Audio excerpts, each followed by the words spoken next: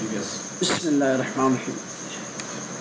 Cost accounting first unit theory है। देखो इसके अंदर दो आंसर्स मेन इंपॉर्टेंट है, ये पढ़ लीजिए, इसमें से आ जाते हैं आपको दोनों में से। Define cost accounting, discuss its advantages and disadvantage. कुछ भी देखो कॉस्ट अकाउंटिंग से रिलेटेड भर देना, ये छः अपने में। ओके, कॉस्ट अकाउंटिंग किसको बोलेंगे? जो भी पैसा अपन बिजनेस करने के लिए स्पेंड करते वो सारा चीज़ आती कॉस्ट। तो वो पैसा कैसा है, कहाँ जा रहा, कितना लग रहा, उसका पूरा प्रोसेस वो करना, ताकि जो है अपन पैसे को वेस्टेज में नहीं जाने देना, अननेसेसरी खर्चे नहीं होना, कहाँ कहाँ अपन पैसा बचा सकते, कॉस्ट को कम कर सकते, प्रॉफिट को बढ़ा सकते, सब चीज़ें आते कॉस्ट अकाउंटिंग के अंदर। तो रिकॉर्ड करना ट्रांजैक्शन, क्या क्या कॉस्ट जा रहा है, कहाँ जा रहा, ये सब ट्रांजैक्शन रिकॉर्ड करने को बोलते हैं कॉस्ट अकाउंटिंग। ओके, फ़ायदे क्या क्या है इसके? एडवांटेजेस टू मैनेजमेंट, पहली कैटेगरी।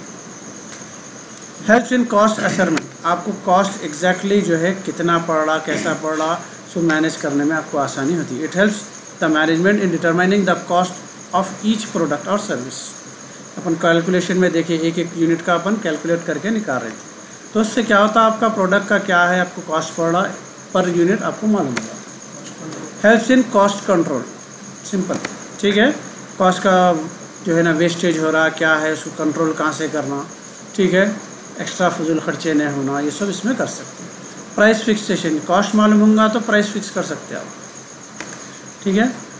सोचो एक गच्चुप कितने में पड़ता होगा, उसको कैलकुलेट करेंगे भी।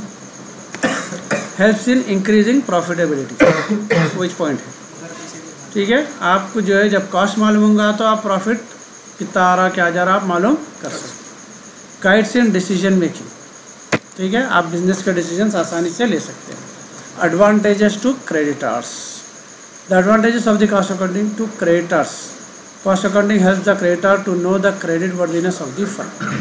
अगर आपको जो है आप कॉस्ट अकाउंटिंग है, आपका प्रोडक्ट कितने में बन रहा, कितने में बिक रहा, प्रॉफिटेबिलिटी मालूम है, तो आपको भी जो लोन देंगे, जो आपको उधार सामान देंगे, उन्हें भी आप पे भरोसा करता अगर आपकी चीज़ें करेक्ट है। The reliable cost reports and statements help the creditors in determining the solvency position of the company. आपकी कॉस्ट रिपोर्ट, आपके प्रॉफिट स्टेटमेंट से आपकी कंपनी की पोजीशन मालूम होती है, तो आप कितने सॉल्वेंट है मालूम होता है। एडवांटेजेस टू एम्प्लॉयज़, एम्प्लॉयज़ के लिए क्या फ़ायदा है इसमें? The advantages of the cost accounting to employees are it benefit the employees by introducing several incentive plans. क्योंकि कॉस्ट आएगा, प्रॉफिट आएगा, तो आप जो है ना उसको कमा के देंगे कंपनी को, तो आपको रिटर्न में इंसेंटिव्स भी मिलेंगे, एक दूसरे से जुड़े हुए हैं। It also assures job security to employees, जब काम अच्छा चलेगा, काम जब अच्छा चलेगा, पैसे आएंगे, तो जॉब सिक्योरिटी भी रहेंगी सब, ठीक है। जिस पॉइंटों को फिर आ रहा खाली। और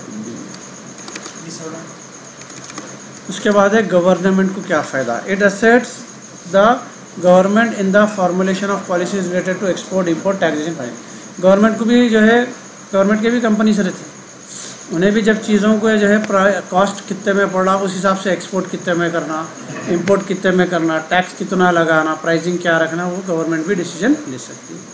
उसके अलावा डिफरेंट टाइप्स ऑफ टैक्सेस कैसा लगेंगे बिजनेस पे। It facilitates government in the preparation of national plans, फिर गवर्नमेंट जो है ना कैसा हुकूमत चलाना है प्लानिंग करके, वो सब कॉस्ट के ऊपर डिपेंड करता है। जैसा राशन है, उन्होंने राशन सीधा दे दे रहे, तो राशन फ्री में भी जा रहा, तो पहले कॉस्ट मालूम होना कितना गवर्नमेंट को उस पर लॉस होता, फिर वो लॉस रिकवर कहाँ से करना, आई बात समझ में? तो ये सब चीज़ों के लिए अपने को कॉस्ट अकाउंटिंग जरूरी। एडवांटेजेस टू सोसाइटी, अपने को क्या फ़ायदा? It benefits the society by creating several employment opportunities in cost accounting department. Cost accounting department बनेगा तो उसमें नौकरियां मिलेंगी। Cost control and cost reduction.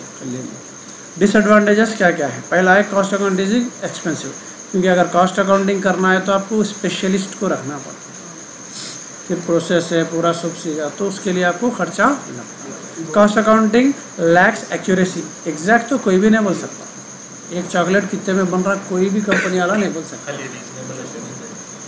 अंदाज़ा ले लेते खाली। Cost accounting is unnecessary, most of the critics feels that If it is unnecessary to maintain cost accountants reports as it involves more clerical work and cost. They assume that most of the successful firms are not using costing system. तो कई लोग feel करते कि ये ज़रूरी नहीं है और लोग उसको मेंटेन भी नहीं करते, बन रहा बिक रहा बस से बोलते। जैसे आप भी बोला, मैं बच्चों वाला फील नहीं करता ये कितने में पड़ा। Inapplicable. A single cost accounting method is not applicable to all businesses. हर एक के लिए अपना अपना मेथड होना पड़ता है, उसके प्रोडक्ट्स अलग रहती है, उसके सर्विसेज अलग रहती है। Not suitable for small scale units. और चुप वाला